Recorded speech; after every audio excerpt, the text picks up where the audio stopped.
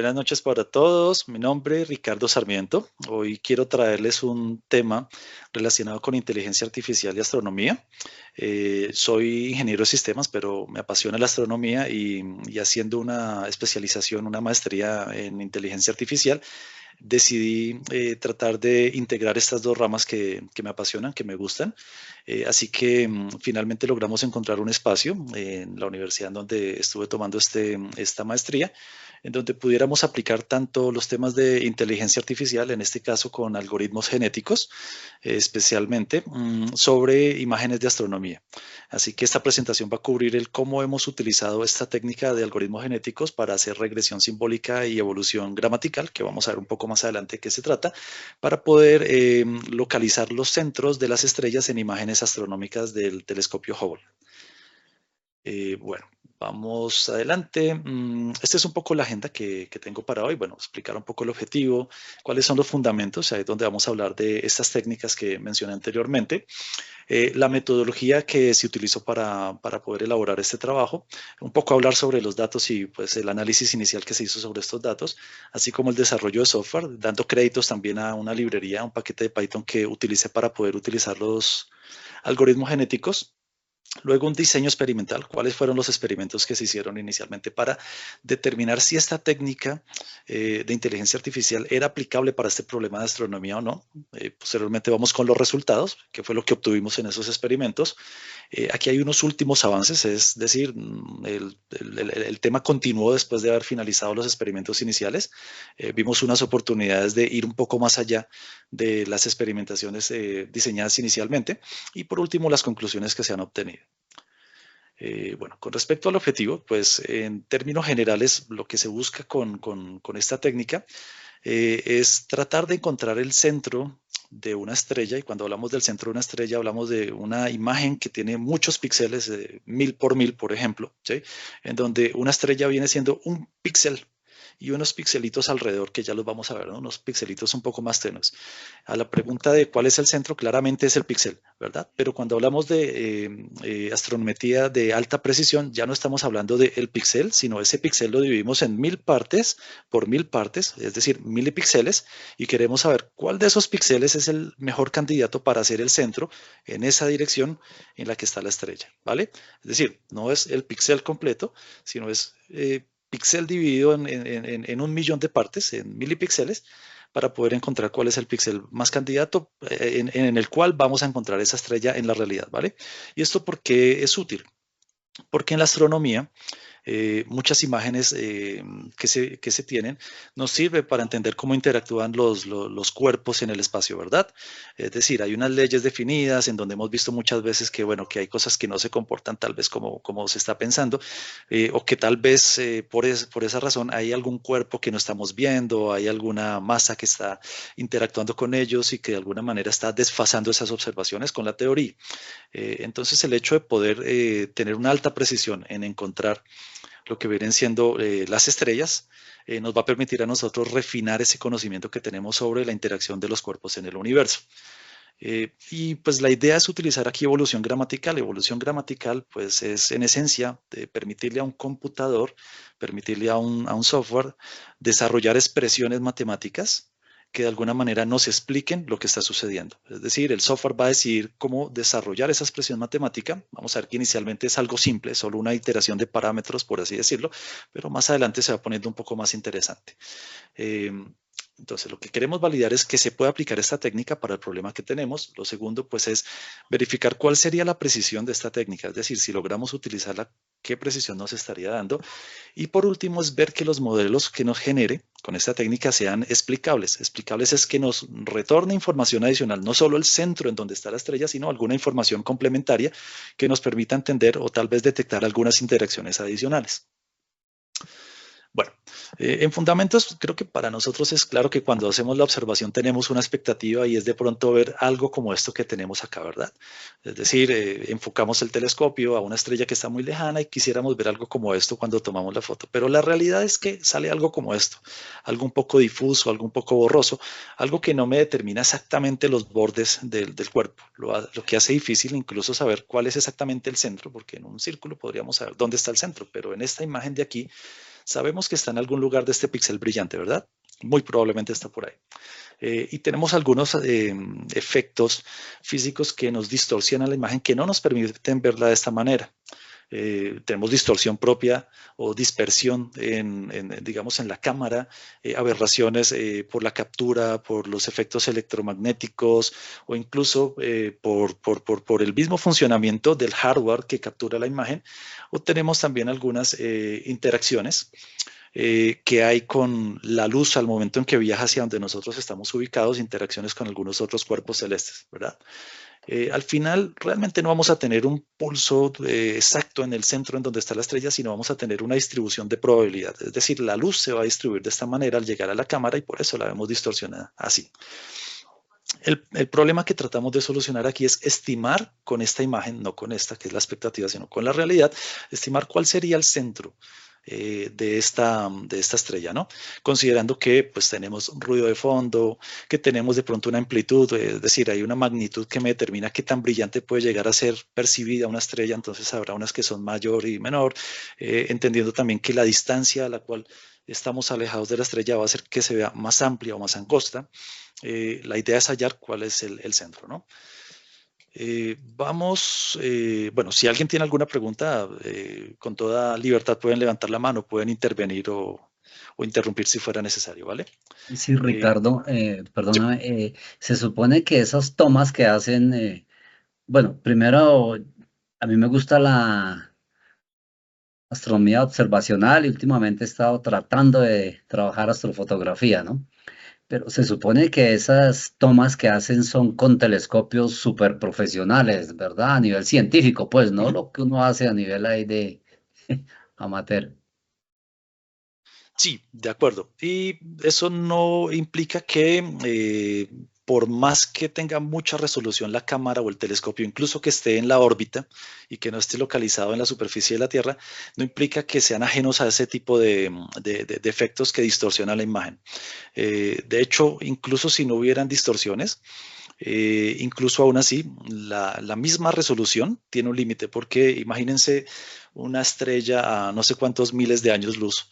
El tamaño como se vería disminuido, pero aún así es grande, ¿verdad? Entonces estaría no cabiendo en un solo píxel de la imagen, sino en varios píxeles. El hecho de que queden varios píxeles ya hace que se ponga en cierta duda cuál de esos píxeles es el centro real de la estrella. Entonces, un poco puede seguir evolucionando el tema de la fotografía, pero en el momento en el que estamos, incluso con el web, seguimos teniendo ese tipo de limitaciones. Siguen apareciendo las estrellas en varios píxeles. No sé si por ahí respondí tu pregunta. Sí, Ricardo, gracias. Vale. ¿Hay alguna otra duda? Continuamos. Vale, vamos adelante entonces. Bueno, un poco hablando de los fundamentos. Esto es de inteligencia artificial y sin querer de pronto entrar mucho en detalle para no salirnos tanto del tema, simplemente se utilizan algoritmos genéticos en este trabajo, ¿no? ¿Y algoritmos genéticos qué es? Algoritmos genéticos es simplemente una manera de reflejar lo que viene siendo la evolución en la naturaleza, ¿verdad? De alguna manera, pues aquí coloco un ejemplo, ¿no? Tenemos un genoma 1, que es una combinación genética que me refleja un humano, y tenemos un genoma 2, que es una combinación genética también, pero con diferentes enlaces en un orden diferente, que me refleja algo muy diferente a un humano, como un conejo, por ejemplo, ¿verdad? Pero del humano tenemos genotipos y fenotipos que tienen combinaciones muy similares, pero son distintas entre ellas, es decir, tienen cambios muy pequeños que me proporcionan a mí diferentes capacidades, ¿vale? Es decir, dos humanos no son exactamente iguales, solo porque cambia un gen ya son diferentes y pueden llegar a tener diferentes capacidades. Y en ese orden de ideas, la pregunta que resolvemos con algoritmos genéticos es, ¿cuál es el genoma que necesitamos para tener un humano que sea mejor en esta habilidad que estamos buscando, ¿verdad? De cierta manera lo que estamos haciendo es una búsqueda inversa. No quiero encontrar el humano, sino quiero encontrar su genoma, el que me represente ese humano, ¿verdad? Bueno, claramente cuando hablamos de algoritmos genéticos, no solo lo estamos limitando a temas de humanos, sino lo estamos limitando a cualquier aplicación que tenga en todo el campo de la inteligencia artificial. En este caso lo hemos colocado como algo para astronomía. Y por ahí que hay temas importantes que se definen al momento de hablar de algoritmos genéticos, como inicialización de la población, es decir, cuáles son esos primeros individuos que voy a utilizar yo para poblar esa, digamos, esa evolución que voy a hacer. ¿Sí? Tengo que colocar unos primeros, sembrar como esos Homo sapiens iniciales, ¿no? Lo segundo que viene siendo el cruce, bueno, ¿cómo voy a definir qué individuos se cruzan con qué individuos y qué mecanismos se utilizan para cruzar? Lo tercero, mutaciones. Es posible que un algoritmo se cruce, perdón, un individuo se cruce con otro, pero al final el resultado mutó, tuvo una mutación, un gen diferente, ¿verdad? También se definen operaciones de mutación y por último de selección. Y aquí está la más importante, porque el fitness se refiere a cómo hago yo para saber que este genoma que tengo me representa un individuo que es más capaz que otro en cierta función o en cierta habilidad. Entonces, existe el fitness, que es justamente una función que se define para determinar cuál es el individuo más apto. Lo que hacen los algoritmos genéticos es que generan una población, determinan cuáles son los mejores individuos, los cruzan, generan unas mutaciones y sobre los últimos individuos que tengan van a seleccionar los mejores de nuevo con esta fórmula de determinar cuáles son los más aptos. Ellos van a repoblar de nuevo y ahí van habiendo, digamos, como esas generaciones. Uno define en algoritmos genéticos cuántas generaciones quiere bajar, por ejemplo, 10 generaciones, 20 generaciones. Y al final se selecciona el individuo que es más apto para la tarea que se está buscando, que en este caso la tarea que se está buscando, les adelanto un poco, es una función matemática que me encuentre el centro de la estrella explicando esa distribución de píxeles que yo veía en la imagen, ¿vale? Por otro lado, tenemos lo que es regresión simbólica. Y aquí sí que no quiero entrar mucho en detalle, pero en esencia regresión simbólica es darle la capacidad a un computador que utilizando algoritmos genéticos pueda generarme expresiones libres, expresiones que puedan evolucionar y cambiar tanto como yo lo quisiera, ¿vale? De alguna manera aquí hay un ejemplo de cómo funciona esto, que lo va a pasar un poquito rápido para no abarcar mucho tiempo, pero en esencia lo que sucede es que tomo una lista de números que son generados aleatoriamente. Cada número de estos me va a representar a mí una selección de una de las reglas que tengo que componen la gramática, que son las reglas de producción. Y cada regla de producción me va a determinar si ella se convierte en otra regla de producción o si se convierte en un símbolo terminal o un símbolo no terminal. Con esas selecciones, que es lo que tenemos aquí en esta tabla, finalmente, con una lista aleatoria de números, voy a tener un genoma. Y este genoma me representa un individuo. Y eso es lo que yo evalúo. ¿Listo? Por detrás de esto, pues, hay digamos que un tema de combinación con lo que viene siendo el algoritmo genético para poder generar un programa que evolucione en la dirección que yo quiera, ¿vale? Es decir, al final este genoma por sí solo no hace nada. Tengo que evaluarlo, tengo que llevarlo a algún lugar para determinar si es apto o no es apto y qué tan apto es en comparación con los otros individuos aleatoriamente generados. Eso es un poco como los principios de inteligencia artificial que utilizamos acá. No sé si hasta ahí hay alguna duda, probablemente hay muchas dudas, pero no quisiera que nos fuéramos de pronto mucho tiempo con la parte muy técnica porque quiero enfocarme más en la aplicabilidad. Pero si hay dudas, creo que vale la pena intervenir en este momento. No veo manitos, entonces voy a continuar. Listo. Uno de los aspectos importantes o varios de los aspectos importantes a definir aquí es, bueno, qué gramática quiero utilizar para permitirle a mi genoma evolucionar. Tengo que poner unos límites. Esto no puede evolucionar en cualquier individuo. No puedo saltar de conejos a humanos y luego a caballos, ¿no? Tengo que saber que estoy buscando un humano que sea capaz de hacer algo. Entonces, se coloca una gramática, es la forma como se limita hasta dónde quiero yo evolucionar. Hablamos que los genotipos y los fenotipos, que son las diferentes instanciaciones del genoma, al final vienen siendo PSFs. Y PSF, para los que no recuerdan, hace un par de slides alcancé a mostrar algo que era una distribución de probabilidad que teníamos allí nosotros. Perdón, me volví demasiado. Una distribución de probabilidad que teníamos nosotros de esta manera. Esto es una PSF. Esto es una PSF vista desde el frente, vista desde arriba. Y de alguna manera se utiliza para explicar la probabilidad de que la luz hubiera caído en este píxel, en donde es más alto, en este píxel en donde es media, en este en donde es bajo o en este en donde es casi nulo y se vuelve un poco más bien ruido de fondo, ¿no? Entonces, lo que estamos haciendo es que estamos iterando con los algoritmos genéticos, generando muchas PSFs, a ver cuál se parece más a esto. A ver si esta se parece a esto. Y la fitness, de la que hablábamos, saber cuál es mejor, es cuando esta imagen se parece demasiado. Si se parece demasiado, yo las comparo y si son muy similares, digo, esta PSF es más apta para representar esta imagen. Y al momento en que yo encuentro la mejor imagen, concluyo que muy probablemente esa es la PSF que mejor explica la estrella y por tanto esa PSF de la cual yo conozco toda su función matemática, de la cual conozco el centro, me permitiría saber cuál es el centro estimado para esa imagen. Es la manera como se está utilizando. Entonces, por ahí que combinando estas dos técnicas en inteligencia artificial y en informática, podríamos llegar a tener unas PSFs que expliquen esa imagen y que de alguna manera me permitan inferir por dónde va el centro, ¿no? El centro en milipíxeles, no solo en píxeles, sino milipíxeles. Bueno, creo que por aquí vale la pena hablar que hay muchos parámetros que se tienen que suponer o que se tienen que probar en el proceso evolutivo. Parámetros como, bueno, qué tipos de funciones, cómo voy a limitar las iteraciones, hasta cuántas generaciones voy a llegar, de qué cantidad es mi digamos, mi población inicial, ¿no? Voy a poner 100 individuos, 500 individuos, 1000 individuos. Claramente todo esto tiene que ponderarse con la capacidad de cómputo con que se tenga, ¿no? Es decir, hay mucha operación matemática. Si pongo 10.000 individuos, pues voy a tener que tener un poder de cómputo bastante interesante para poder soportar todo esto. Listo. Hablando de metodología, esto es un poco más de Machine Learning. En esencia, lo que se utilizó aquí fue, se recibieron unos datos, se entendió el problema de negocio, se hizo una preparación de los datos, que la vamos a ver a continuación, y un modelado, que es justamente este algoritmo genético, y al final un proceso de evaluación. El proceso de evaluación lo que vamos a mirar es si la técnica es aplicable y qué precisión me da esta evaluación. Finalmente se utilizó esta metodología que es muy común en el campo de Machine Learning. Y en el proceso evolutivo, aquí estoy dejando una pequeña animación, solo 10 slides, en donde ustedes ven cómo cada iteración me va generando a la derecha una, digámoslo así, una expresión matemática diferente, ¿no? Voy a regresarme un poco por si no alcanzaron a ver, porque creo que ahí este es el slide que mejor explica lo que está sucediendo generación tras generación. Por cada generación hay muchos individuos detrás, hay 500 individuos en este ejemplo que yo hice, y de los 500 se va eligiendo el que más se parece a la imagen que yo tenía inicialmente.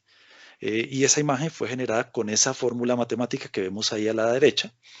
Y al final la que quedó como ganadora fue la última. Esta es esta fórmula matemática o expresión matemática que tiene este ruido de fondo, que tiene esta amplitud o brillo máximo y que tiene estos parámetros basado en una MOFAT circular, que es una función para definir PSFs, es la que más se aproximó a lo que viene siendo esta estrella inicial, ¿vale?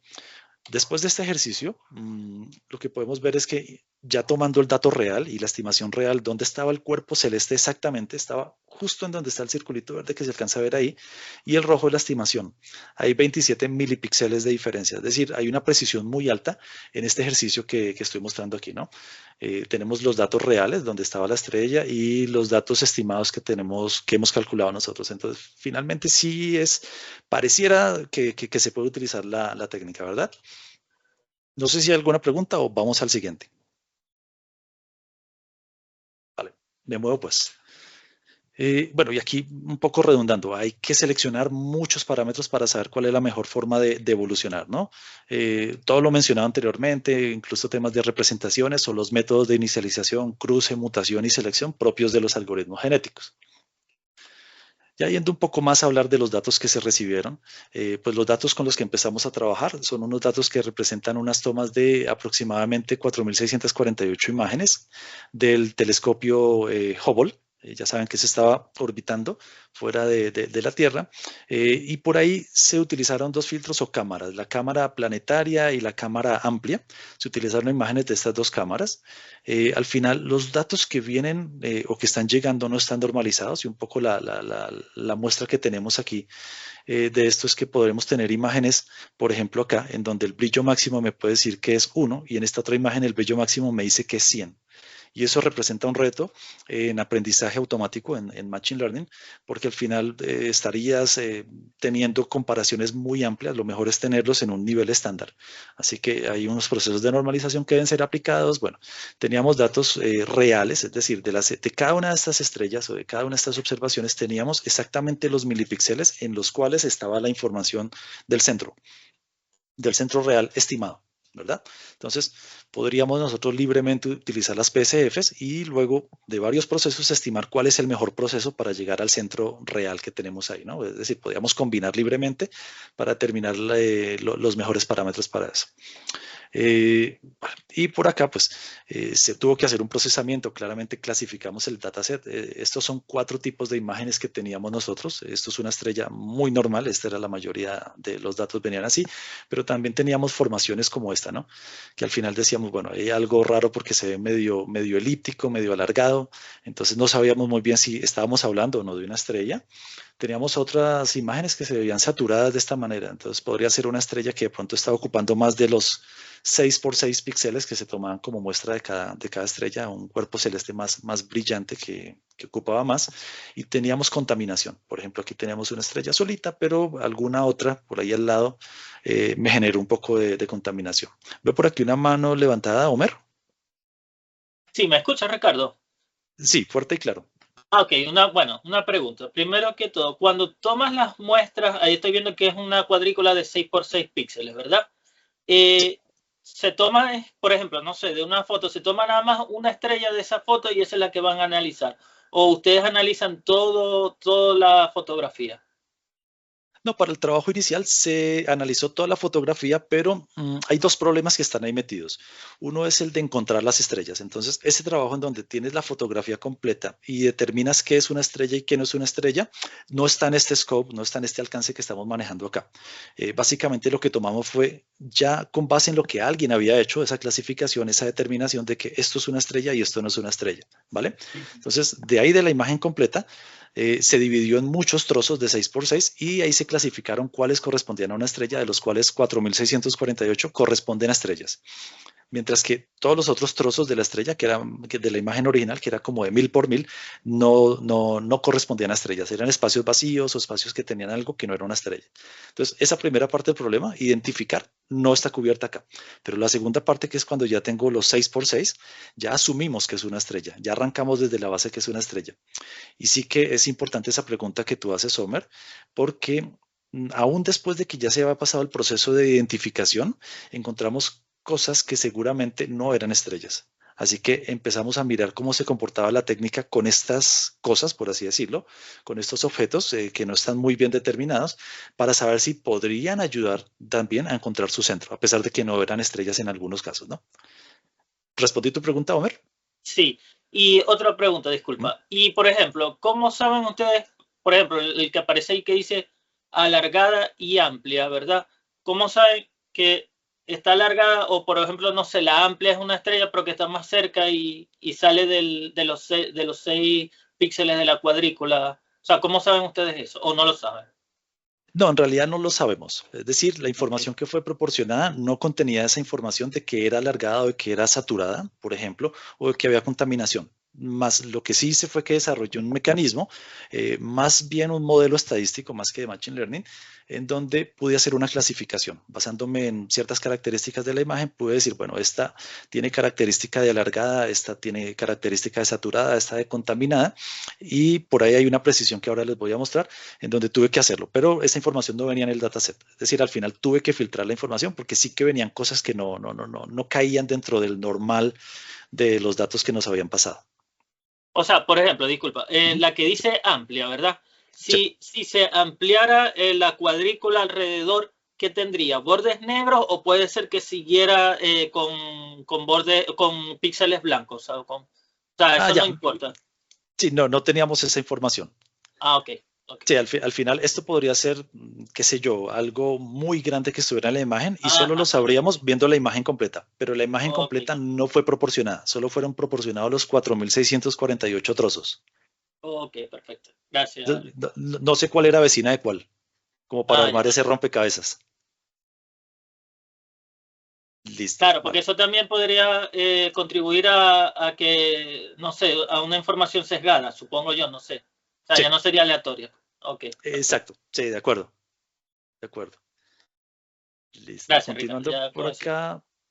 Bueno, continuando, bueno, el proceso de clasificación que les mencionaba, al final digamos que tuvimos una precisión del 94%. 94% quiere decir que el proceso estadístico que se desarrolló para determinar cuál era o de qué tipo era ese trozo que fue proporcionado, en un 94% de los casos acertaba. En un 6% de los casos pasaba como otra clase, ¿no? Pedir un 100% es muy difícil en aprendizaje automático o en estadística, así que bueno, con el 94 estábamos más que satisfechos, ahí continuamos.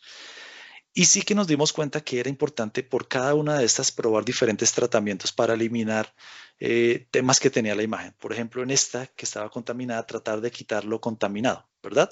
Es decir, tratar de enfocarnos solo en esta porción, evitando esta porción de la imagen. De alguna manera, mirando si la técnica podía llegar hasta allá o no llegaba. Es decir, al final estábamos explorando, así que probamos diferentes caminos. Y bueno, aquí tengo algo así como una pequeña simulación de sobre la misma imagen. ¿Qué pasaría si yo no hago un tratamiento? Todo quedaría como aceptado. Y si yo aplico diferentes tratamientos que yo definí durante el trabajo, ¿no? Entonces, desde el centro empezar a ampliarme hacia los bordes para ver cuando encuentro algún píxel por ahí que se sale de orden, o desde los bordes empezar a ir hacia el centro, o desde las esquinas empezar a unir a ver cuando encuentro píxeles que como que no corresponden con una PSF, ¿no? Que siempre es así, tiene un punto máximo y tiene los mínimos a los bordes. Entonces, por ahí que tengo diferentes resultados dependiendo de lo que probé, ¿no? Entonces, esto se probó en el trabajo y por ahí logramos ver que tenía diferentes impactos en los resultados. Y un poco hablando del software, aquí es donde les decía que vale la pena dar los créditos. Hay una librería, y esta librería es más de algoritmos genéticos, no es tanto de astronomía, sino más de algoritmos genéticos en Python, que se llama PonyGE2. Utiliza algoritmos genéticos, pero finalmente con el propósito de permitir hacer una evolución gramatical. Por eso es GE. En esencia, lo que permite hacer es definir todos estos parámetros que hemos hablado, la población, cuántas generaciones quiero, cómo quiero que se crucen, configurar todo esto, recibir unos datos y empezar a iterar las expresiones para generar la expresión que más se parece con lo que yo estoy buscando, mediante un proceso de evaluación, ¿vale? Adaptaciones que tuve que hacer, bueno, esta librería desafortunadamente no trabajaba con imágenes, ni trabajaba tampoco con fitness function en 2 dimensiones, solo en una dimensión o solo en un valor específico. No tenía un manejador de experimentos, es decir, si yo quería experimentar una iteración de parámetros, tenía que lanzarlos uno a uno, así que tuve que implementar eso y no tenía un reporte. Al final tenía que ir a un archivo de salida y analizar los datos uno a uno, así que en esencia las adaptaciones que hice fue adaptarlo para trabajar con imágenes y el manejador de experimentos para poder lanzar, por ejemplo, 1000 experimentos, 1000 iteraciones y ver cuál se comportaba mejor. Y pues al final que me devolviera un reporte para yo poder analizar. Así también pues todo el tema de parametrización que se tuvo que hacer para poder utilizarlo. Y en últimas utilicé 5 gramáticas. 4 son muy conocidas, gaussiana, circular y elíptica. La gaussiana circular es la más conocida, es digamos la campana de Gauss, que probablemente han escuchado por ahí en matemáticas, y la elíptica pues es desfasada, ¿no? No tiene una base central, sino elíptica, así que me permite hacer eso, o rotarla también, que era lo otro importante. Y de la misma manera la Moffat, hay su versión circular. Moffat es una distribución muy parecida a la gaussiana, pero que me puede dar diferentes comportamientos, especialmente en el centro, o sea, podría tener una Gauss es así, y una Moffat podría ser así. Y la elíptica, de nuevo, la base se puede girar un poco, ¿no? Y también definí una nueva, esta fue más por experimentación que encontré una nueva, que me permitía a mí llegar incluso a imágenes más cercanas a las saturadas, ¿vale? Para tratar de entender ese tipo de imágenes, cómo podríamos trabajarlas. Y por ahí, bueno, que hay un diseño experimental que lo vamos a ver a continuación y todas se hacen en ejecución de línea de comandos. Creo que los que programan están muy habituados a este tipo de cosas, ¿no? Se lanzan los comandos por DOS, por así decirlo, y se reciben los resultados también por DOS. Quedan algunos archivos allí para analizar. Con respecto al diseño experimental, aquí lo importante era validar la aplicación de la técnica, la precisión y los modelos. Estos estaban los objetivos. Sí que pudimos ver con este diseño experimental que la aplicación fue garantizada, los modelos son explicables, siempre hay una expresión matemática que me explica el resultado, pero la precisión no fue tan buena en comparación con otras técnicas que, por ejemplo, en Deep Learning ya están dando precisiones de alrededor del 10 a 20 milipíxeles para la mayoría, ¿vale? Estos son los experimentos. No voy a entrar mucho en detalle porque esto ya se vuelve un poquito técnico, pero en esencia lo que tratamos de hacer en los experimentos fue determinar la mejor fitness function, es decir, la función que me permite saber cuál imagen es más apta o cuál PSF es más apta para representar una imagen que otra. La normalización de datos, recuerdan que los datos no están normalizados, entonces ahí probar diferentes tipos de normalización, mirar cuál representación, si árbol o lista, esto es muy técnico también, internamente cuál de las dos me da más ventaja para tener más posibilidad de resultados.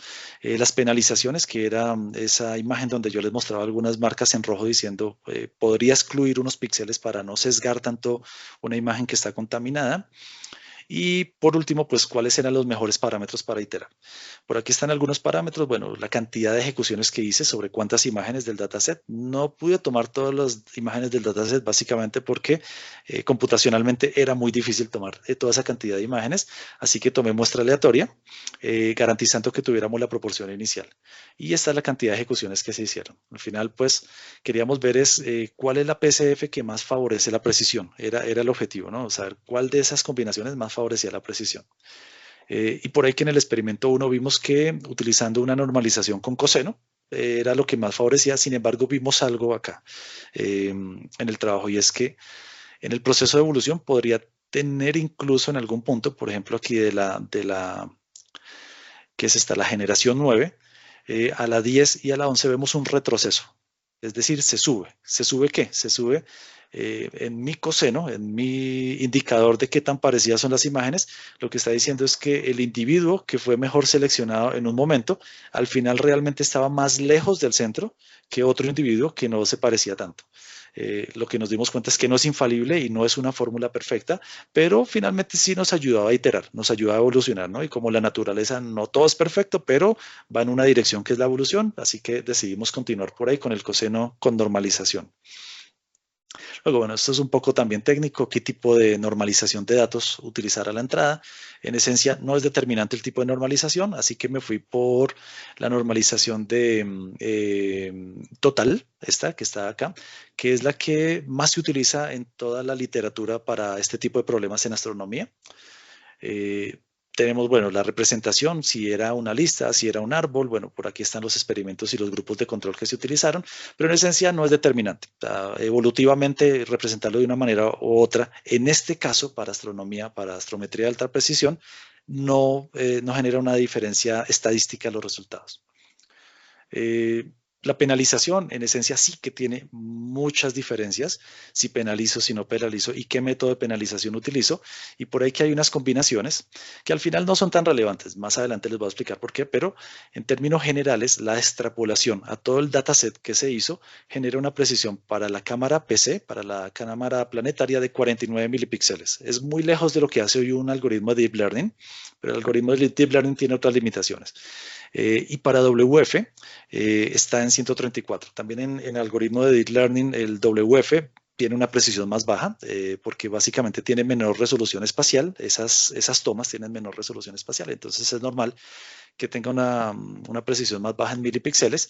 Sin embargo, estamos lejos de lo que hoy genera el estado del arte con esta técnica, ¿vale? Por esa razón decía, es aplicable sí, es explicable sí, porque genera una función matemática, pero no es tan precisa como las otras técnicas, ¿no? Y un poco aquí hablando de cuáles son los mejores parámetros. Creo que, bueno, esto es demasiado técnico ya, estamos hablando de algoritmos genéticos puramente. En esencia, lo que vimos es que el único parámetro que realmente es relevante o que impacta estadísticamente hablando los resultados es en el selection que sea tipo tournament. Es decir, que al final el método de selección, cuando yo estoy evaluando los individuos, los ponga algo así como en un torneo. Digo, tomo 5 individuos, por ejemplo, y de esos 5 individuos, el mejor es el que pasa a la siguiente generación. Los otros 4 mueren, ¿vale? En esencia, es el único que me genera una diferencia estadística en el proceso de evolución. Y por acá ya creo que empezamos a ver temas un poco más interesantes para los que les gusta el tema de observación y astrometría de alta precisión, y es ¿cuál es el perfil de sesgo de esta técnica? Porque también es importante saber si mi técnica se sesga, si me pone los centros un poco más a la derecha, un poco más a la izquierda, arriba o abajo, ¿no? En términos generales, el perfil de sesgo es bajo. Sin embargo, sí existe un perfil de sesgo. Hay otras técnicas que no lo tienen 0 perfil de sesgo, pero en este existe y es bajo. En esencia, pues es de aproximadamente como 20 milipíxeles en el eje X y de aproximadamente como unos 100 milipíxeles en el eje Y. Y aquí sí que, perdón, 20 milipíxeles en el eje X, 40 en el eje Y para PC, y para WF3 sí que es más amplio, ¿verdad? Por la resolución espacial. Lo importante aquí que hay que destacar es si hay sesgo, pero no es tan grande como en otras técnicas. Y por acá, bueno, esto es una imagen, otra imagen un poquito más grande aquí para que puedan ver algo. Es otra iteración. Aquí la estamos haciendo con una Moffat elíptica, es decir, ya no estamos utilizando la gaussiana circular que teníamos al principio, sino una Moffat elíptica, que es una función matemática diferente. Pero aquí lo que estamos iterando son los parámetros, es decir, cuánto es el ruido de fondo, cuánto es la amplitud, cuánto es el ancho de la imagen. Y con esos parámetros, en este caso particular, tenemos una precisión de 34 milipíxeles para esta imagen, ¿no? La quise poner aquí porque, bueno, creo que es interesante para ustedes. Este es el core del trabajo, ¿no? Al final teníamos esta imagen generada con una función matemática, no es la imagen real, es una imagen generada con una función matemática que se parece mucho a la imagen real. Se parece mucho a la imagen real, ¿verdad? Y por ahí ese parecido hace que yo pueda estimar, con base en los parámetros que utilicé para generar esta imagen, cuál podría ser el centro. Y está muy cerca, está solo a 34 milipíxeles de distancia. Creo que esto resume un poco lo que viene siendo la idea y el trabajo que se hizo. Por ahí que, bueno, esto es algo un poco más para la parte de tecnología, los tiempos de ejecución, en términos generales, pues fueron muchas horas de ejecución para poder tener esto, pero cada imagen que se ejecutó para poder encontrar su mejor PSF se tomó un poco menos de 30 segundos. Esto en un computador normal, en un laptop.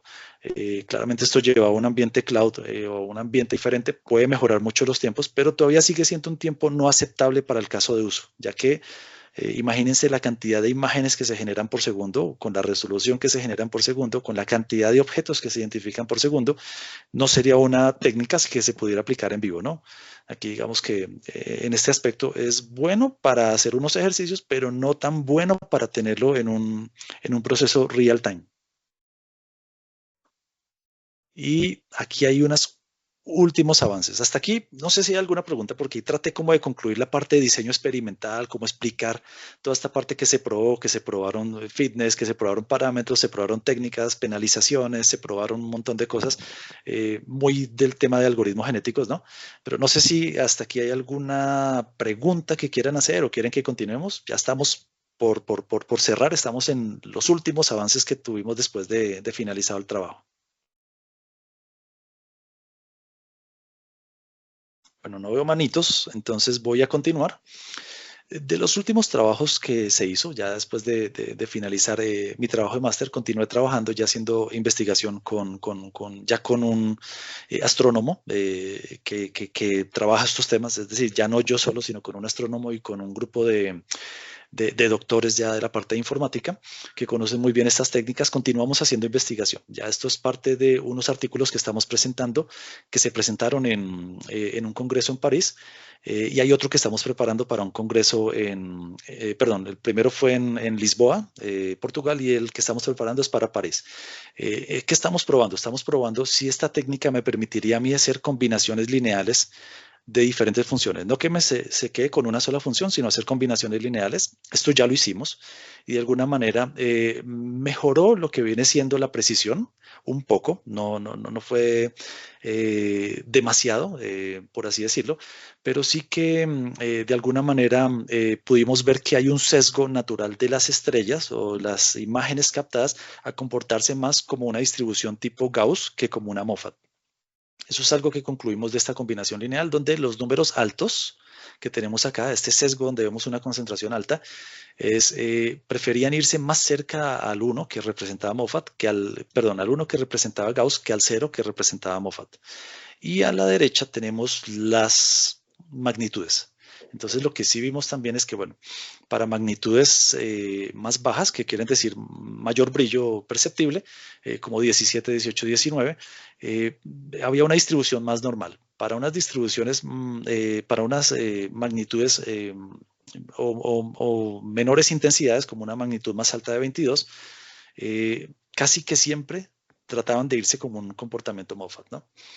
Esto era parte de lo que teníamos. Aquí esto ya lo hicimos con un dataset más amplio, ya teníamos 43.000 observaciones, ya aquí teníamos varias observaciones de la misma estrella, aquí ya estábamos teniendo un poco más de información.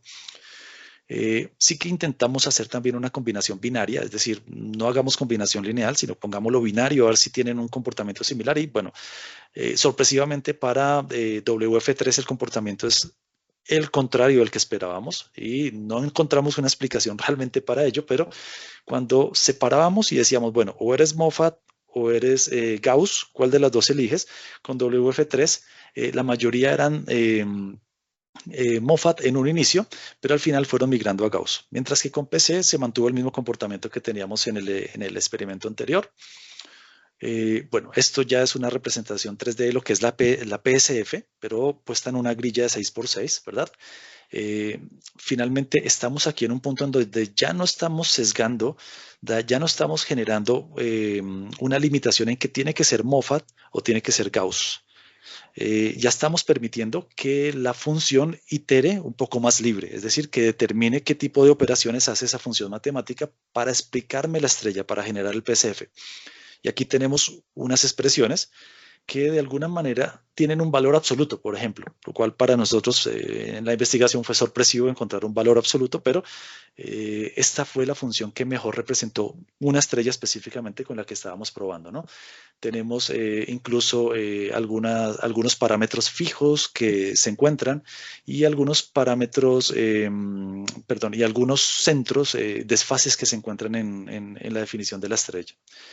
Y por último, esta sé que no se ve muy bien, pero esta es la última que estamos haciendo. Estamos segmentando la imagen grande, la que Homer preguntaba hace un momento. La dividimos en 3x3, en 9 partes, porque sabemos que una cámara, cuando capta la imagen, lo que está de frente lo muestra un poco más circular, lo que está en las esquinas tiende a ponerlo un poquito más elíptico. Entonces allí empezamos a mirar, bueno, ¿cuál era el comportamiento de los diferentes cuadrantes? Si era el mismo estadísticamente hablando o era diferente. Bueno, por ahí encontramos que había diferencias, así que las medimos en cada uno de los cuadrantes y vimos que incluso si pudiéramos nosotros evolucionar la expresión libremente, o sea, no ser Moffat, no ser Gauss, sino evolucionarla libremente, hay unos cuadrantes en donde tiene un muy buen rendimiento, este cuadrante y este cuadrante de la imagen, ¿no? Esta es la imagen completa, por así decirlo, y en estos cuadrantes tiene un muy buen performance. Aquí algo similar, por aquí más o menos, pero hay unos donde es un desastre total, ¿no?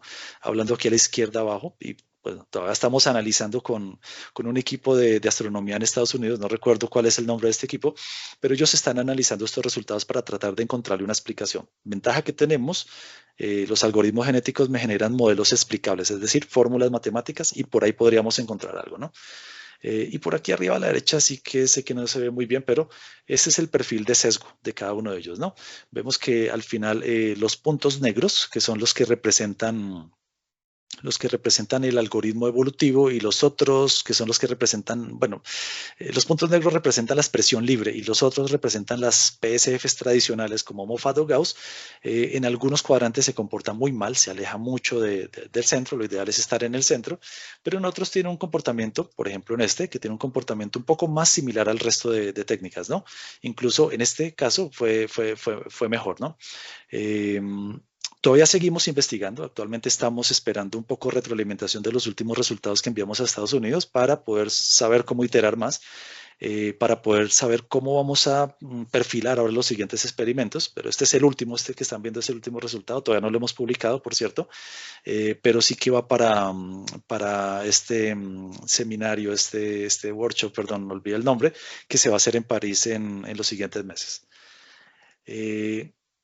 A manera de conclusiones, bueno, la aplicación de la técnica es aplicable, hay diferencias significativas en los filtros, claramente. Tenemos mucho tiempo que se tiene que invertir para parametrizar el proceso evolutivo, ¿verdad?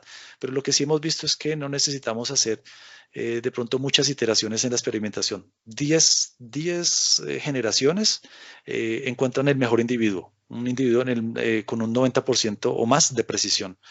Y es accesible computacionalmente para hacer pruebas, para hacerlo en imagen aislada, pero no para ponerlo en Unreal Time. Esas son un poco las conclusiones. Vi por ahí que Homer levantó la mano y la bajó, pero no sé si te interrumpí una pregunta que tenías, Homer, disculpa. No, sino que pregunto ya al final. Si quieres termino de conclusión y pregunto ya al final. Listo, perfecto. Pues este ya es de hecho el último slide. Aquí iba con el agradecimiento, así que puedes disparar la pregunta. Ok, bueno. Primero que todo, bueno, ya vi que comentaste, ¿no?, lo de el efecto de coma, ¿verdad? Que alrededor ustedes saben si está alargada o distorsionada, no sé qué. Ajá. La otra pregunta es, las imágenes que le entregan, por ejemplo, tú sabes que a veces las cámaras tienen errores cuando se calientan o algo, qué sé yo, que tienen píxeles malos. Todo eso, ese preprocesamiento, no sé, y también que las limpian, ¿ya eso se lo entregan ustedes ya limpio? O sea, perfecto. Bueno, lo más perfecto que pueden entregarle. O sea, ustedes no se encargan de eso. O sea, Exacto. ustedes no se... Está fuera del problema, está fuera Ajá, del tratamiento. Pero sí se podría hacer, por ejemplo, digamos, si estás pensando en utilizar algoritmos genéticos para ese problema específico, también se puede utilizar, ¿vale? ok, Solo que ok. la aproximación es un poco diferente, pero sí se podría hacer, solo que en dos momentos distintos. Hay que separarlos para no mezclar los dos temas en el mismo. Ok. Y por ejemplo, si la estrella está como, no sé, tiene una nebulosa atrás o algo brillante, qué sé yo, eso también ustedes, o sea, sí les da chance de determinar el centro de la estrella con interferencia atrás o qué sé yo, una nube delante, una nebulosa, qué sé yo, cosas así. Sí, en realidad lo que va a hacer es que la ventaja que tenemos acá es que como se generan modelos explicables, porque él retorna una expresión matemática, uno de los parámetros que él retorna es el ruido de fondo. Él Ok, estima el ruido de fondo. Con ese ruido de fondo uno puede llegar a saber de pronto cuáles tenían una contaminación alta. Entonces por ahí se podría llegar a saber ese tipo de cosas. Pero si ya la información viene contaminada, por ejemplo, que hay una superposición de dos estrellas, es difícil, o sea, como eso no lo entregan, digámoslo así, arreglado o preprocesado, es difícil que solo este problema logre separarlas, es decir, aquí hay una y aquí hay otra, ¿no? Hay otro problema diferente que es el de separación o identificación. Entonces, se puede llegar a estimar utilizando los parámetros que generó el proceso, pero no es infalible. O sea, ahí hay un nivel de análisis importante que se tiene que hacer para poder saber que, ok, si hay una contaminación, hay una sobreposición, o pues definitivamente es más un tema de ruido que había de pronto, o probablemente un tema de hardware, ¿no? Se sobrecalentó la cámara y de pronto por ahí tomó una mala toma o algo así. claro, claro. Ok, gracias, Ricardo. Listo, por aquí una mano de Jorge. Ricardo, me llama la atención en las imágenes donde tú las presentabas de 6x6 y luego unas alargadas, unas más blancas. En esas demás blancas, casi las primeras, si me haces el favor, Sí, voy, atrás, atrás, atrás, atrás, atrás. por acá. Esa. En esta de amplia saturada, ¿qué riesgo puede haber de que de pronto haya estrellas binarias o ya esa información ustedes la reciben depurada sin el riesgo de que haya una estrella binaria, que digamos esas a amplia saturada puede ser en el momento en que una esté girando, rotando a la otra, ¡pin! Las cogió preciso? Sí, de acuerdo. Y realmente es decir, este trabajo que hemos hecho no nos va a blindar de ese riesgo. Es decir, si nos llega esta imagen, si nos llega esta grilla de 6x6, no vamos a poder saberlo. Ahí sí que tenemos que ampliar un poco el espectro, como decía Homer al inicio, tratar de ver un poco más allá de este borde que hay, ¿no? Para tratar de saberlo. Pero con la técnica que estamos aplicando, como está orientada en este momento, no va a ser posible saber si es una estrella binaria, por ejemplo, ¿vale? Lo que vamos a poder saber es una estrella seguramente saturada o son dos estrellas o es algo y tratar de estimar el centro ahí, de hecho, no tiene mucho sentido. Les decía cuando pasé por este slide que finalmente estas estrellas que estaban por acá al final desestimamos para utilizarlas en esta técnica porque incluso las otras técnicas de astrometría de alta precisión padecen por lo mismo, ¿sí? Es decir, la mera técnica de encontrar el centro no te puede saber si hay dos objetos ahí colocados, ¿no? Entonces, esto se va más bien, se lleva a otro problema que, como bien decía Homer, debería ser parte del preprocesamiento, ¿no? Y en preprocesamiento te deberían decir, esto ni siquiera lo consideres porque no le vas a encontrar un centro. Hay dos o no tiene sentido encontrarle un centro a esto. Entonces, no se resuelve con este problema. Para este problema deberíamos trabajar solo con imágenes normales. Si bien los resultados y los experimentos incluyeron todos, nosotros en los resultados separamos para mirar en qué segmento se comportaba bien y bueno, con estas alargadas, saturadas y contaminadas, siempre había un peor performance, ¿no? Y además no le pegábamos al centro. De pronto había un margen menor de precisión ahí. Sí, respondí tu pregunta, Jorge. Sí, Ricardo, muchas gracias. Vale, vale. No sé si hay alguna otra duda. Si no, bueno, creo que por ahora terminamos. Muchas gracias por su tiempo, por su atención, la intervención también. Bueno, cualquier cosa que de pronto les interese, saben que estoy, como siempre digo, a un clic de distancia para poder apoyarles, ¿vale?